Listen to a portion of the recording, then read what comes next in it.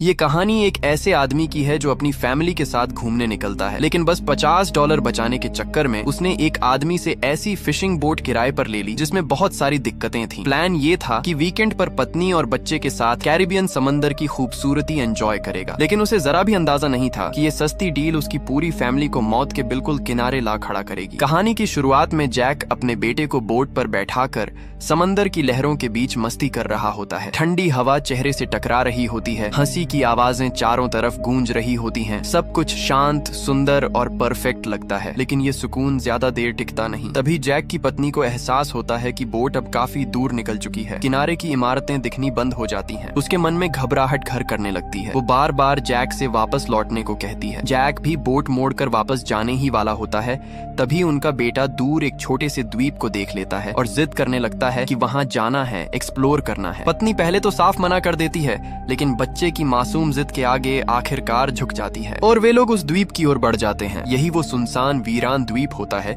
जो इस परिवार की किस्मत को हमेशा के लिए बदल देता है। द्वीप पर पहुंचने के बाद जैक अपने बेटे के साथ इधर उधर घूमने लगता है, छोटी छोटी चीजें देखने लगता है, कुछ यादगार के तौर पर साथ ले जाने की सोचता है। उसकी पत्नी बीच पर लेटकर आराम से किताब पढ़ रही होती है। सब कुछ फिर से बिल्कुल परफेक्ट लगने लगता है, लेकिन जैसे ही वो वापस लौटने की तैयारी करते हैं, तभी असली मुसीबत सामने आती है। बोट का इंजन किसी भी हाल में स्टार्ट नहीं होता। जैक बार बार कोशिश करता है, लेकिन इंजन जान ही नहीं पकड़ता। जैक पेशे से डॉक्टर है, उसे मशीनें ठीक करना नहीं आता, लेकिन उसकी नजर बहुत तेज है। वो गौर करता है कि इंजन की बनावट उसके घर की घास काटने वाली मशीन से काफी मिलती जुलती है। तभी उसे एहसास होता है कि सस्ता लेने का नुकसान कितना भारी पड़ सकता है। धीरे धीरे रात होने लगती है। कैरिबियन का तापमान अचानक गिर जाता है। जैक के परिवार के पास न खाना है न पानी। मोबाइल फोन बेकार हो चुके हैं क्योंकि इस इलाके में नेटवर्क नाम की कोई चीज नहीं। समय बीतने के साथ साथ पत्नी की बेचैनी बढ़ती जाती है। वो जैक की लापरवाही को कोसने लगती है। जैक बाहर से खुद को शांत दिखाने की कोशिश करता है, पत्नी को संभालता है और अंदर ही अंदर किसी चमत्कार की उम्मीद करता रहता है कि शायद कोई मछली पकड़ने वाली नाव उन्हें देख ले। लेकिन हकीकत बहुत बेरहम होती है। इस विशाल समंदर में ये छोटा सा द्वीप धूल के कण जैसा है। किसी गुजरती नाव का इन्हें देख लेना